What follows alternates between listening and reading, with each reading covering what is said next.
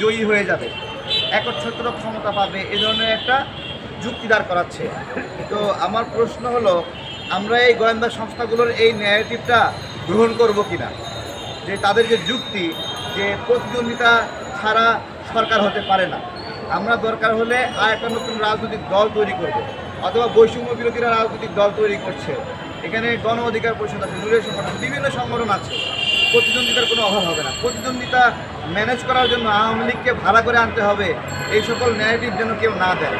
বড় দলগুলো তাদের আওয়ামী লীগের সাথে লড়াই করে করে অভ্যাস আছে, জামাতের আওয়ামী লীগের সঙ্গে লড়াই করে অভ্যাস আছে।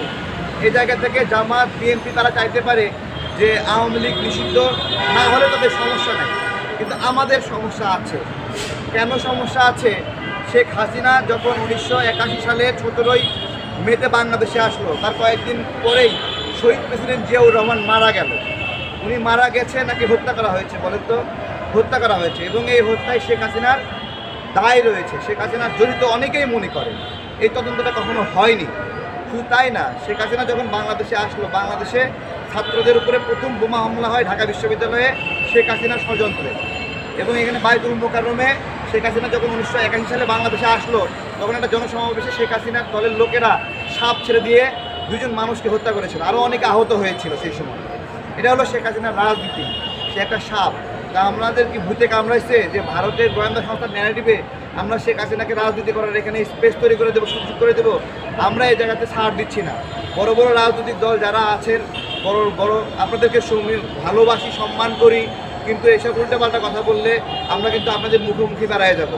আপনারা এগুলো বলবেন যে আওয়ামী লীগকে আপনারা ফ্যাসিবাদ মনে করেন না, ফ্যাসিস্ট শব্দ শুনতে চান না, আওয়ামী লীগ রাজনীতি করলে সমস্যা নাই, ভোটে আসলে সমস্যা নাই, নিষিদ্ধ চান না। আপনি চান না, খিস মেরে চুপ করে থাকেন। আপনি বলেন কেন আপনি চান না?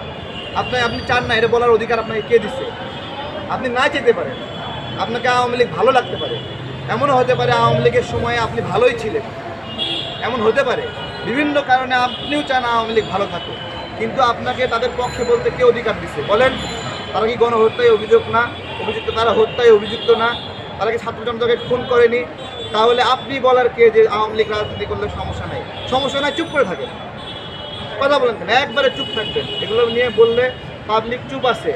আমরা বুঝি না, বড় বড় দলগুলো তাদের নেতাকর্মীদের মতামত নাই কিনা? কোনো বিএনপি নেতাকর্মী বলবে যে আমি আওয়ামী লীগকে চাই? বলবে? কেউ বলে না। তারা উল্টা আমাদেরকে বলে যে আমরা চাই না আওয়ামী লীগ থাকুক, বা আওয়ামী লীগ এখানে, আওয়ামী লীগের বিচার চাই সবাই।